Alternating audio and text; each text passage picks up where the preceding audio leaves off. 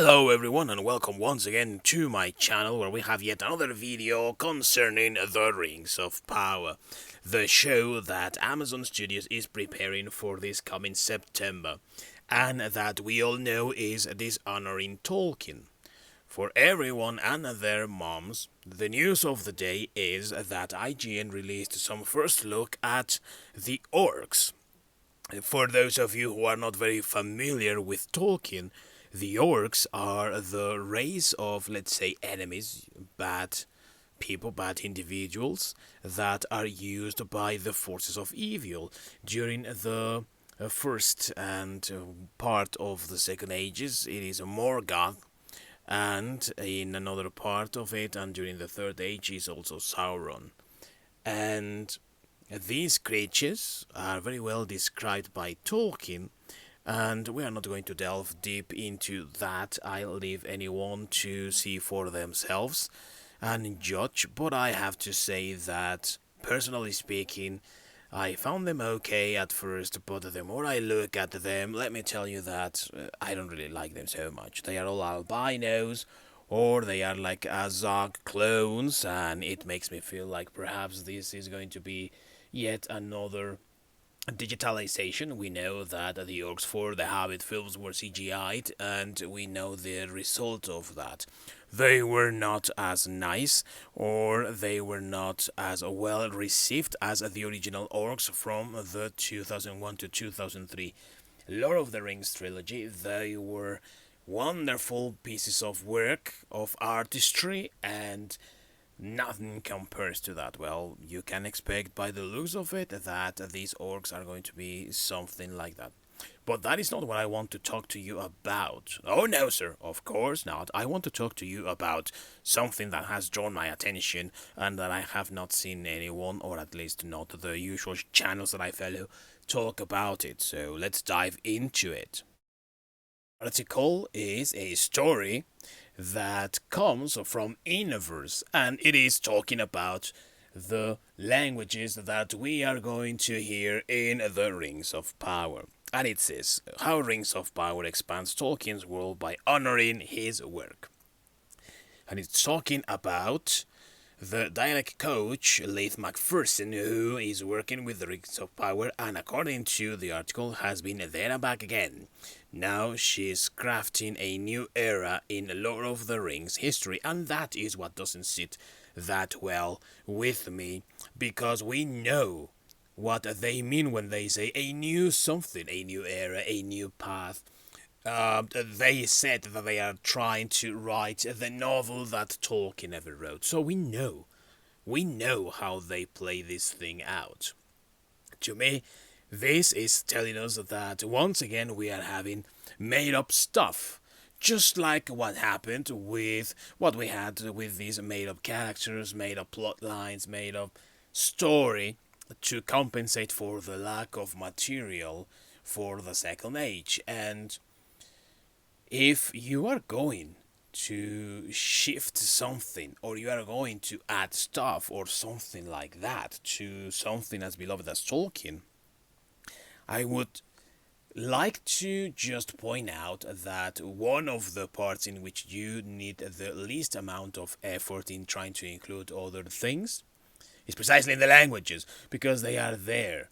Pronunciation patterns, how the languages can be even written. I mean, there are lots of things that you can just go right there into the material that is there, that already exists, and you can get from there cues and dialects and words and stuff that can help you build up the languages. I mean, not for nothing do we have lots of people around the world who are working all the time, studying all the time, these made up languages that Tolkien created for his races, for his works. Let's remember that the languages came first, and then he created all of this world for them to be spoken. So we just need to pay attention to that, look into that. We need nothing more. This dialect coach worked closely with Peter Jackson for the Hobbit trilogy, as stated here by Inverse, and She taught the fictional languages and also coached those Middle Earth actors that we had in Elvish, in Dwarvish, and Orcish. So she has some, let's say, experience working for Hollywood productions. She also has experience with Tolkien's languages because she has stated how she has studied them closely. So, once again, I pose the question, what's the need for any changes, for any transformations, for any additions, for any new creations if you already have that and you have also studied that? There is, for me, at least, no reason at all for doing this sort of thing. You just have to follow what you already have there. And it seems almost impossible for people like this that are working for Amazon to even comprehend something as simple as that.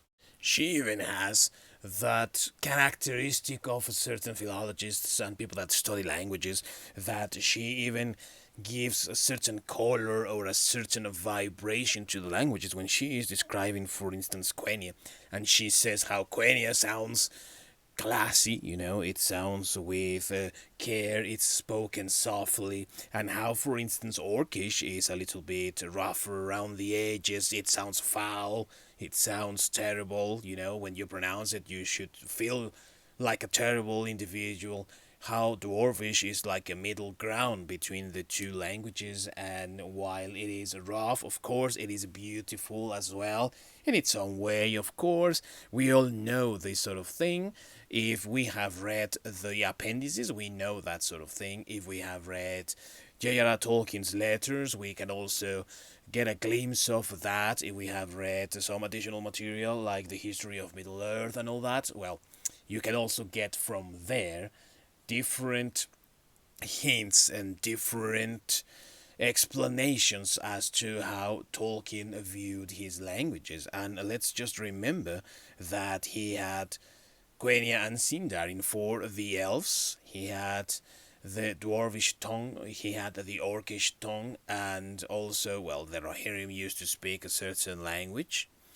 That is the least familiar to all of us, and of course, Farhad and all those, southern eastern territories, we don't really know what they spoke or how it sounded or what it sounded like, but we do have all those other languages fully developed, and that's where I get a little bit worried once again with this show, and it seems not to disappoint on that department, right? You are always, always, all the time worried that they might fumble the ball even more. Well, they really seem to be trying really hard to do that. In the article also, Macpherson states that there were pathways for descriptions for sounds Tolkien said, and that is true. As we have said before, there are appendices and there's a lot of material that you can get. And this is where it gets a little murky, or at least I find a lot of contradictions in what she is saying. Because she says, we are not venturing so far off the map that Tolkien himself hasn't given scope for it, which means that they are going to stick to what the languages do, to what the languages were conformed by, and also the rules and regulations and all that. So that should inspire confidence, right? And you would be okay in thinking, well, they are doing something nice with the language, they are respecting it. But it seems like also she is trying to say that she, alongside, I suppose, her team that are teaching the actors the different dialects and different languages they need to speak, well, they have been given red light by the showrunners J.D. Payne and this other fellow for their, let's say, creativity to flow wild and find creativity and be flexible with the language. As stated by the inverse article, she says, quote, at the same time, we had flexibility to create, to be creative. I mean, this is where the contradiction lays, and this is where I just ask, what the hell then with this? I mean, we all know that the show is going to disrespect Tolkien, but did they really go to such lengths as to get even those dialect coaches that are fine with, yeah, Tolkien, he wrote wonderful stories, he created these beautiful languages, but he never really stated, he never really finished anything, so he has pathways here and there. We can follow those pathways, and it doesn't really matter where we go from there because, he really didn't have more laid out. He made changes, he transformed things. It all sounds tiresome, and it also sounds the same old thing. We want to do something different, but at the same time, we want the property because it gives us money. That's all I hear. Now, the article also has this quote that I want to read in full. Quote, much like how the Rings of Power is expanding Tolkien's worlds like never before, so is Macpherson widening the auditory universe of literature's greatest fantasy epic. That sentence alone tells you everything that you need to know about the people behind the Rings of Power. They only want Tolkien, not because they want to honor him, or because we want to respect him, or because they want to make it more popular, or whatever. They want to add their own bit of salt to the work. And since they get rid of all the hassle that comes with creating something new by just taking a popular franchise, or in this case a popular property, well, of course they are going to try to do that in as much as they can. But to me, it is fishy, it is disrespectful, and it is not something that I think Tolkien would have appreciated. And of course, we the fans, Tolkien fans of his work, his written work, well, we don't appreciate it either. To me, the work of people like Macpherson here, that according to the article is guiding the way, it sounds like orcish mischief, because it tries to mock, it tries to destroy, it doesn't really try to build, it is not respecting what came before.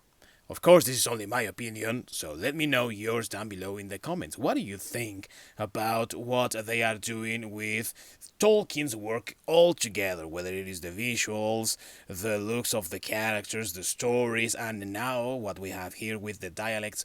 What's your opinion on that? Let me know down below in the comments. Thank you all for watching, and see you next time.